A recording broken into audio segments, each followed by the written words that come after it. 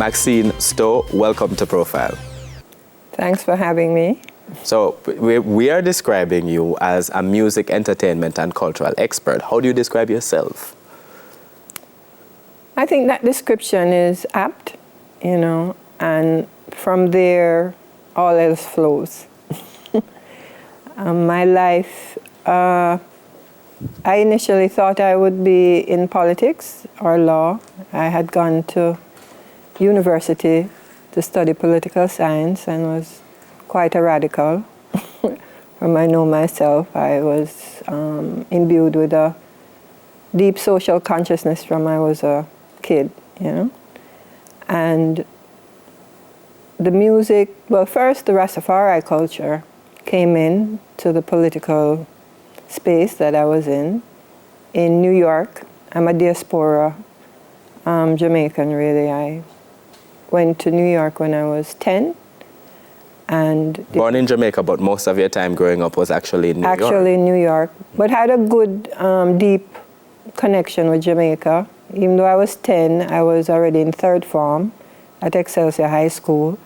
So I had a, good taste. I was born in Highgate, St. Mary, Cromwell-Land.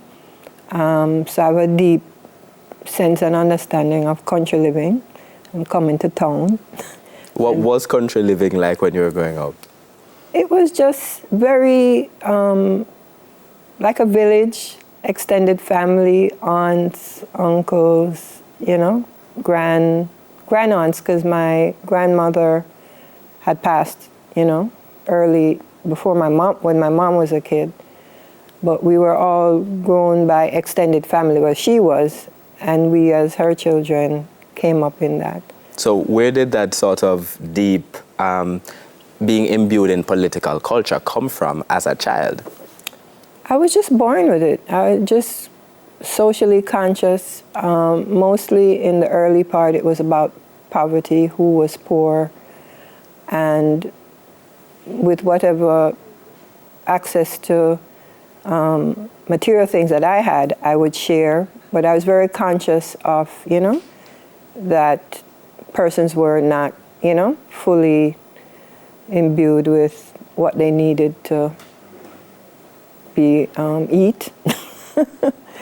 You understood this very early on? Very, very early on. Was it because of what you were seeing? As I have understood myself as I grew, I think it's something that I was born with, because there wasn't, I have other family members that didn't choose this path, that came on at the very same circumstances as me.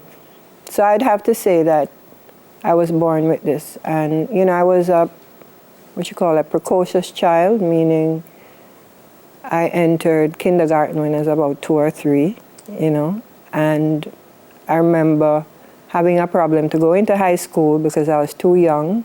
So I had to repeat whatever that grade was before you took your common entrance. I had to repeat it twice simply because of my age. And it was actually Mr. Powell at Excelsior High School who felt sorry for me and said, let her come in. She can take her common entrance while she's in progress in high school. So actually took my common entrance, second form, to fit into how they, dealt with school and stuff. And then third form, that's when I migrated into New York. That must have been a vast change then. Huge change. That New York now radicalized me, because whereas in Jamaica, I was very conscious of, like I said, poverty and assisting my peers in school mostly.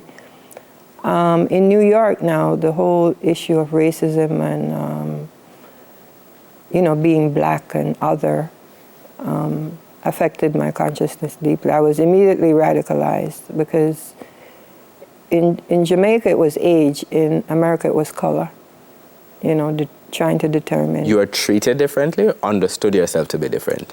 I was treated differently because I was already going to be treated differently because of my age. But now the type of, obviously I was academically advanced, and the school curriculum that they wanted to put me in was a very non-academic, one. And so my parents had to fight hard, to get me in that stream. And when I got in the stream, I was always in the top of the class in, special programs for children who did well, honors programs, etc. And when I entered, it was the early 70s, so it was the Black Power movement, and there was something very radical where they were trying to prove that blacks were genetically inferior. That topic was, yes, come up, and black people are less than white people. Less than white people.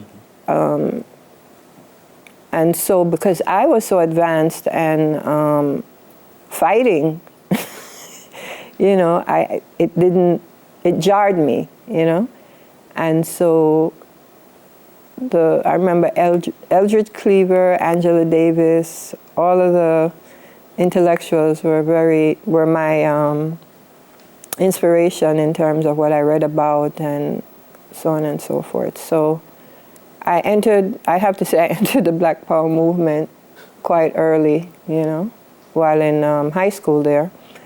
And then that imbued me. Well, the last year I actually, we went into the Bronx when I went into America. So I was in the urban, South Bronx.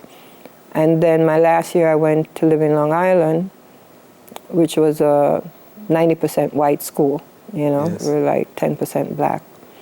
So I got a taste of it from that direction as well. And then I applied to colleges and chose the one furthest from my home, which because my mom and, my parents weren't about to let me go on my own. I was about 15, 16 at the time. So they didn't want me to go on campus. So I remember choosing Barnard Columbia College because it was in Manhattan and it was the furthest from home. So I said, maybe I'll be able to stay in a dorm or something there. But that was interesting. It was Ivy League school, so it was very, structured in terms of the teaching and stuff. But we were just above Harlem. So Harlem was our backdrop, So I had a good relationship with the African American base, and culturally and intellectually out of Harlem. So all of which you're learning and sort of experimenting with in high school, at the college level, you're deepening in that. And I want to talk about how that sort of translates into your love for music. But we have to take a break on Profile. We are talking to entertainment and cultural expert Maxine Stowe, and we're back with you right after these messages.